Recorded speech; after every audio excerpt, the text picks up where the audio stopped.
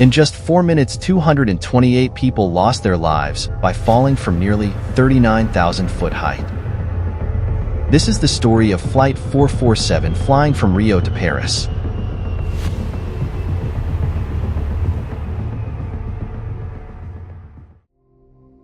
Flight 447, scheduled for 8 p.m. Rio time, makes it 11 p.m. in Paris.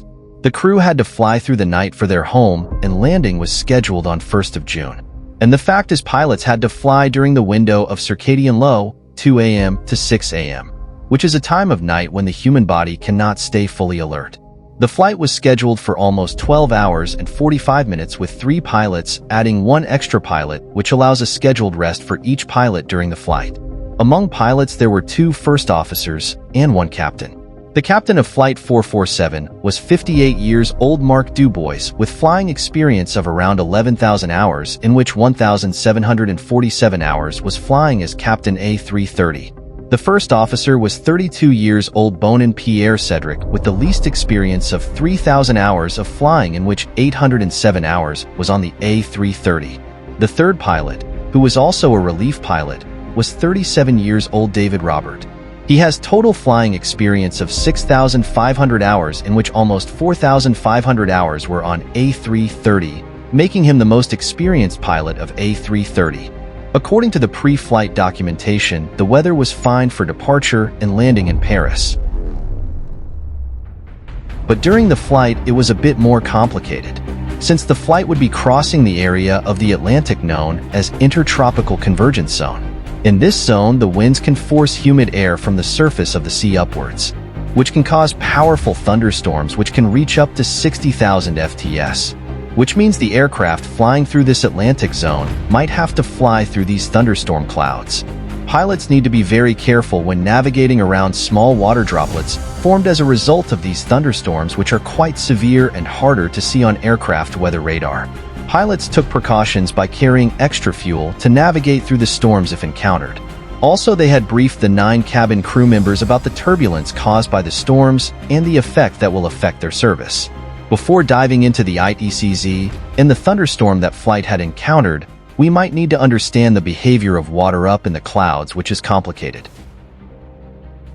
Because of strong currents in the clouds, water droplets can be forced upwards into very cold air, which means they are super cool, but still in water form. As soon as these water droplets hit any surface, they instantly freeze and create clear ice.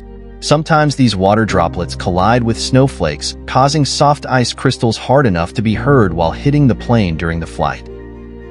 These supercool droplets can cause the clog over the sensors of the aircraft, especially pitot probes. It was reported that Air France flights encountered these clogging more than 9 times during their flights during 2008 and 2009.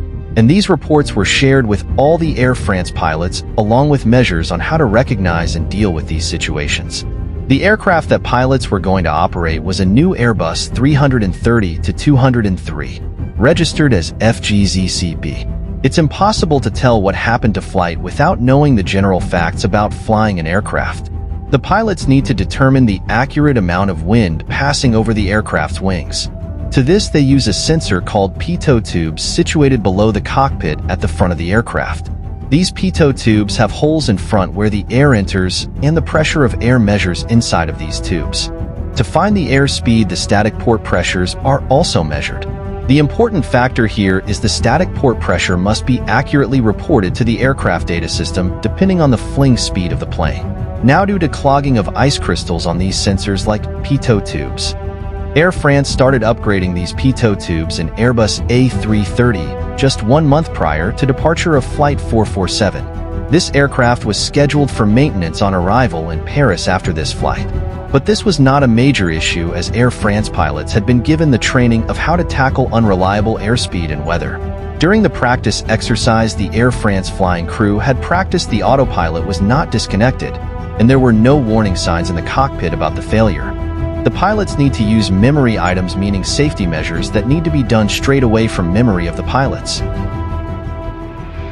But the important thing is none of the pilots flying on Flight 447 were given any recent training on how to deal with the situation and recover, especially at high altitude. The training they received was years ago and done on low altitude. emphasizing the use of thrust to recover the aircraft and power it out of the stall, achieving without loss of altitude. When all passengers were on board, the plane started rolling down the runway of Rio de Janeiro at 22:29 and performed a completely normal takeoff. After passing 20,000 feet, climbing, the relief pilot left the cockpit to start his scheduled rest period, which was about 3 hours. The pilots received clearance to climb to initial cruise flight level of 35,000 feet altitude. They were talking to controllers of Brasilia and later switched to Recife control. And the Recife control was the last one who had radar contact with the flight. Once the aircraft passed the next FIR Atlântico, they moved away with the radar coverage. During the flight over the oceanic region, pilots use ADSC.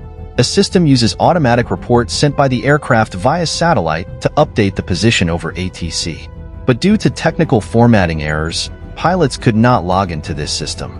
It means when aircraft left the conventional radar coverage, it was not accurately trackable and caused bad consequences. Now, as the Flight 447 proceeded along the route, they received a message from control about thunderstorm activity ahead. Pilots discuss how to avoid the turbulence that these clouds will bring. The pilot was worried as he approached the thunderstorm. At 1:46 a.m., the pilot dimmed the cockpit light to see outside better. It was pitched back outside, and light turbulence started as the aircraft entered into the layer of cloud. The crew discusses climbing high in order to exit from the cloud, but when the first pilot checks the max altitude they can achieve, the aircraft was already at 37,000 altitude.